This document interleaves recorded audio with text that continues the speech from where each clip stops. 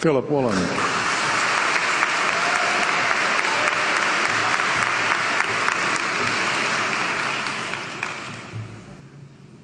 King Lear, late at night on the cliffs, asks the blind Earl of Gloucester, "How do you see the world?" And the blind man Gloucester replies, "I see it feelingly. And shouldn't we all? Animals must be off the menu because tonight they are screaming in terror in the slaughterhouses, in crates and in cages, vile, ignoble gulags of despair." You see, I heard the screams of my dying father as his body was ravaged by the cancer that killed him. And I realized I'd heard those screams before. In the slaughterhouse, their eyes stabbed out and their tendons slashed, on the cattle ships to the Middle East, and the dying mother wail as a harpoon explodes in her brain as she calls out to her calf. Their cries were the cries of my father. And I discovered that when we suffer as equals. And in their capacity to suffer, a dog is a pig, is a bear, is a boy. Meat today is the new asbestos, more murderous than tobacco. CO2, methane and nitrous oxide from the livestock industry are killing our oceans with acidic, hypoxic dead zones. 90% of small fish are ground up into pellets to feed to livestock. Vegetarian cows today are the world's largest ocean predators.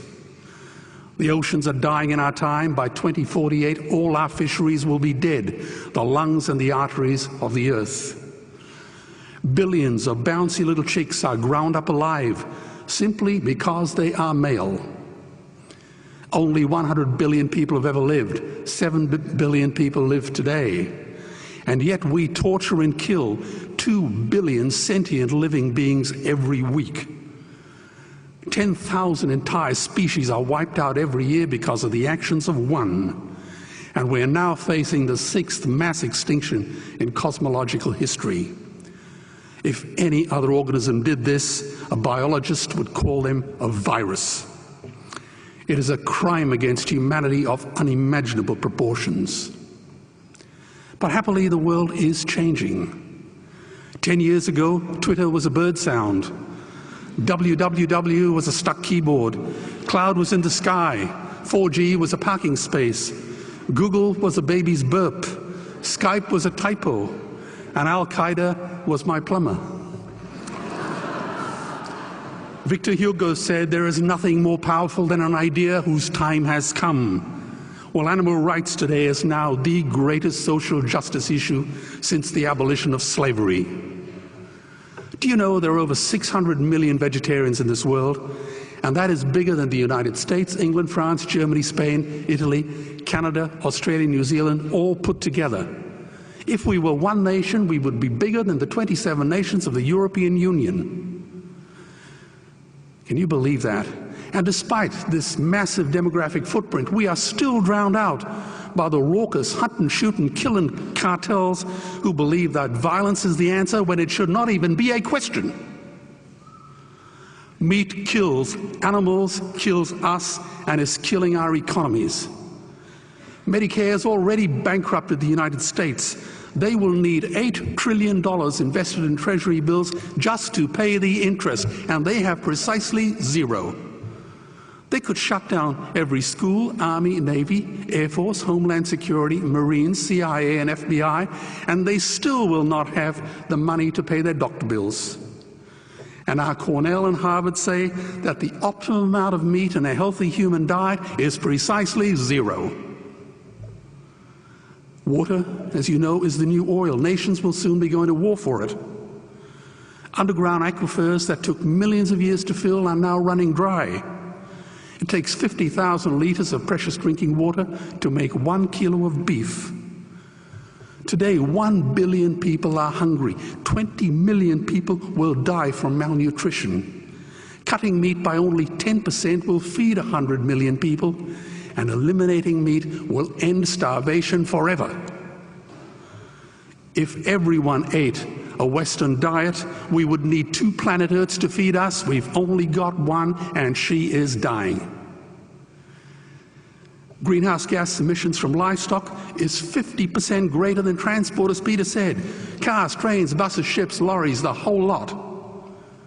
And as I travel around the world, I see poor countries who sell their grain to the West while their own children starve in their arms.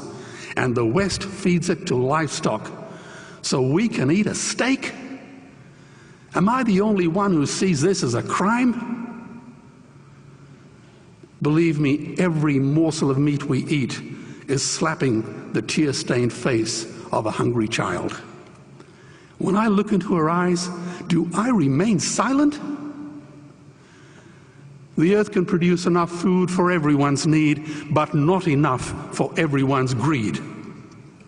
We are facing the perfect storm.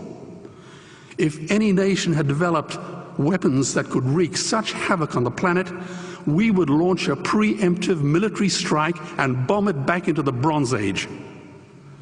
But it's not a rogue state, it's an industry. The good news is we don't have to bomb it. We can just stop buying it. Sir George Bush was wrong. The axis of evil does not run through Iraq, Iran, or North Korea. It runs through our dining tables. Weapons of mass destruction are our knives and forks. Our proposition is the Swiss Army knife of the future. It solves our environmental, water, human health problems and ends cruelty forever. The Stone Age didn't end because we ran out of stones.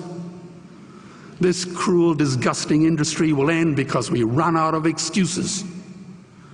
Meat is like the 1 and 2 cent coins. It costs more to make than it's worth. And I come from the bush. Farmers are the ones with the most to gain. Farming won't end, it would boom. Only the product line will change. Farmers would make so much money they won't even bother counting it, and I'd be the first to applaud them. Governments would love us. New industries would emerge and flourish. Health insurance premiums would plummet. Hospital waiting lists would disappear. Hell, we'd be so healthy, we'd have to shoot someone just to start a cemetery. So tonight I have 2 challenges for the opposition. 2 challenges. Meat causes a wide range of cancers and heart disease. Would they name one disease caused by a vegetarian diet? And 2, I'm funding the Earthlings trilogy. If the opposition is so sure of their ground, I challenge them to send a copy of the Earthlings DVD to all their colleagues and all their customers. Go on, I dare you.